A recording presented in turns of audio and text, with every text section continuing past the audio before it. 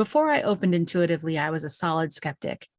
And this is what helps me to understand and compassionately relate to people just like the young gentleman that came into my office wanting to believe that his mom was near him in spirit form, but just not ready. I'll tell you about that today in this episode.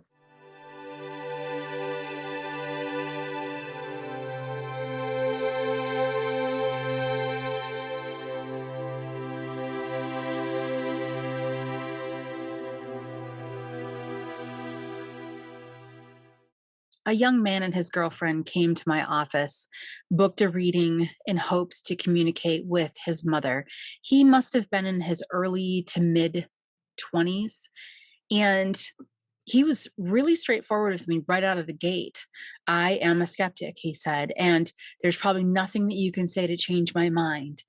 And my first question was, why are you here? And he said that he had an experience with his mother. His mother had passed away, and he had an experience that he thought might be her. And if I could tell him what that experience was, then he would believe his mom is trying to communicate with him. And I said, well, what is your current belief structure? Because I do want to honor everyone's belief structure. He said, I don't believe in any of this. It's not real. You know, when you die, that's it. That's all there is to it. There's nothing after death. And I said, okay, but you're here. So you're open and you're looking to communicate with your mom. He said, I'm just looking to prove that what happened was her. Because if you can't prove it, then I know it was just a fluke. I said, all right. All right. And he sat in that fantastic skeptical position, you know, legs crossed, arms crossed, leaning back on the couch, and didn't say much more than that. So it was very much a look across the room of go for it. Let me see if you can prove that this was really my mom. So I did what I normally do in a reading. I sat, I closed my eyes, meditated for a moment or two to really anchor into my intuition. And she showed up. She showed up. And I'll never forget it. At that time in my office, I had it set up so that my chair was in the corner and I had this beautiful antique light green couch. And I purposely sat it in the middle of the room so the loved ones could show up behind the person sitting on the couch. And he was sitting on this mint green couch, and she showed up right behind him. She didn't even look at me. She was looking at him. There was so much love pouring off of her as she looked at him. It felt as if it was a mother that just wanted so much to reach out and just hold her child one more time. And I said, your mom's in the room. And he said, okay, well then go, prove to me.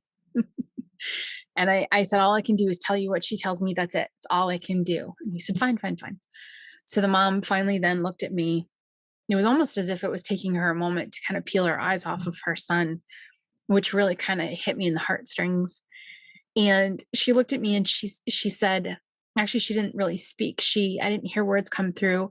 This was back in the earlier days when most of what I saw intuitively was visual. And she brought me to his home and she showed it to me. And I saw this house. It was a 1-story house. And, you know, the front door was right in the middle. And I said that. And he was like, I said, okay. And she said, vision, you know, come into this vision, come into the home. So I stepped into the home and I looked around and I knew I should describe it. That was the feeling I got. And I said, okay, she's showing me your home. And I've stepped through the front door and the living room's off to the left and the kitchen's off to the right. Straight ahead of me is one step up, just like one step. And beyond that step, I can see 3 doors that go to 3 different bedrooms. And his girlfriend gasped because it was accurate. And she was like, oh, that's your house. That's the house. And he said, well, not exactly, because that 3rd bedroom, the one in the middle, isn't a bedroom. Doesn't have a closet. Technically, it's an office. So you're wrong. And I said, I'm just curious. I want to confirm. Is the living room on the left? Mm-hmm. Is the kitchen on the right? Mm-hmm. Is there one step up behind the living room to go to these 3 bedrooms? He said, well, yeah. I said, okay, but the middle room is not a bedroom. It's an office. He said, right. So you were wrong. I said, okay.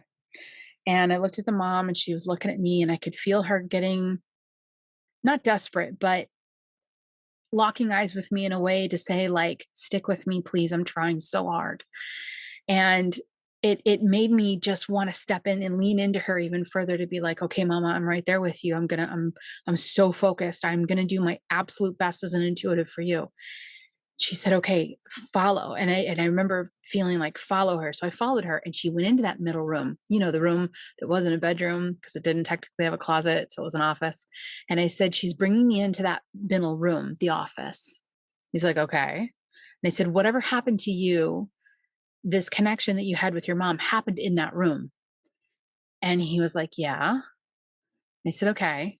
And she showed him in that room, and all of a sudden, a smell filled the room. And I said, you smelled something that you thought maybe was your mom. And he's like, yes, I did. And I said, in that room? He's like, yes, I did. And I said, okay, what did you smell? And he was like, well, you're supposed to tell me. And I said, okay, I understand that. I understand that. And I backed up a little bit and I looked back at the mom and she showed this bouquet of flowers. And I said, you smelled a flower? And he said, yes, but what kind of flower? And the girlfriend leaned over to him and she's like, seriously? This is enough proof. Your mom. And he was like, well, no, she hasn't told me, this lady hasn't told me exactly what flower it is. And that's when I knew. That's when I knew. I knew that he was teetering, that he held on to this skepticism as a security blanket. And I say that with the utmost respect and love for this young man, because that's what I did as well. When you come across a skeptic, it's not that they're trying to be skeptic to push your buttons or to be confrontational. Okay, I guess some of them out there are, but to not be confrontational, that's not the point. When you take a skeptic who believes that at night you shut the door, you lock the front door, no one can come in, you're completely alone, and then you take that away from them and say, oh no, there's more things around you that you can't see. That that's takes courage to step into. It takes courage to say, okay, there's things that I can't see, aka I can't control. And that can be really, really tough to make that step. I was sitting in front of this young man, feeling that he wanted to take the step, but man, was it uncomfortable. It was so uncomfortable. So I respect it. But at the same time, I'm looking into the eyes of a mother who just wants to connect with her son. She desperately, desperately wanted to, not because she was stuck or struggling or anything like that. She'd crossed over. So this wasn't a situation of me needing to help her cross over. She wanted him to connect with her for him. I looked at her and I could feel this just yearning. And I looked at her one more time, like, just tell me the flower. Just please tell me the flower. I'm so focused. I'm working so hard here, please. And she just shook her head, no. And she said, no, that's it. And she leaned over just to get close to her son. When you see that mom lean over her baby and just smell the baby and feel the baby's skin, I could tell that that's what she was trying to do. It doesn't matter how old our children are, they're still our babies. And then she looked at me and she smiled and she left. And I could feel a moment of, it's not time. And I could also feel that moment of wishing that it was time. Now, I believe that he'll get there, and maybe he already has. Maybe it's just going to take a moment for him to sit, because I'll be direct with you. That level of proof doesn't always come through in a mediumship reading. Do not go running out and get a reading today and hope that every time you get a reading, a medium can literally lay out a floor plan of your home. It doesn't happen that way always. When does this happen? This happens when spirit knows it's time. It's time to really, really prove I'm here. I love you. I've been reaching out to you. Please, son, I'm here. Please just acknowledge your mama. Just acknowledge your mama. And that's what I ended up saying to him. I said, I believe the session's over and it's, time for you to go and sit with this and see what comes of it. But in the end, I want to say this one thing to you before you leave my office. I said, that's your mom. And your mom loves you, and all she wants is to connect with you. Please keep those words in your heart moving forward, because I'm hoping there will be a time and a day and a moment where you'll be able to embrace her again. Granted, she's not here in physical form, but she's still hoping desperately to be able to connect with her little boy. He got up, he left the room. I remember he didn't even look at me. I think it was really hard for him because he ended up getting proof that he didn't expect to get. I think he came in there looking to cross that T, dot that I, and say, you know what? None of this is real. My mom is gone. I'll never be able to connect with her again. And honestly, I don't know that I would have known that that level of proof came through with that kind of accuracy if it wasn't for the girlfriend that came with him. So they left the room and I couldn't see the mom anymore. But what I could do was fill the room with love and just send my compassion out to her to say, he's on his way. That's what we can do. We can hope that he's on his way.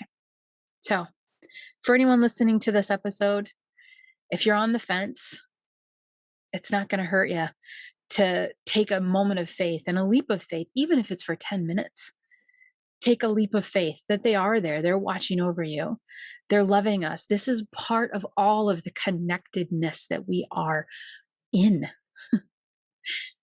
When somebody crosses over, and this is why it's so important to do crossing over work and spiritual clearings to help souls cross over if they're struggling with their transition. But when someone crosses over, they can turn around and watch over us as well. And that's what that mama was doing. Honor them when you can. Talk to them when you can. You don't have to talk out loud. You can talk in your mind. But just know that they're there and they're loving you just as much as they did when they were here. And in the end, please remember, ghosts are people too.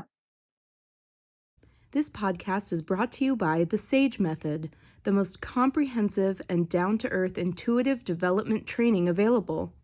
Is this your year? Is it finally your time to increase your intuition, bring in more abundance, and experience the bliss you deserve? If yes, then join thousands of students across the world for a 7-week journey to uncover your natural, beautiful, and strong intuition. Visit us at thesagemethod.com for more information.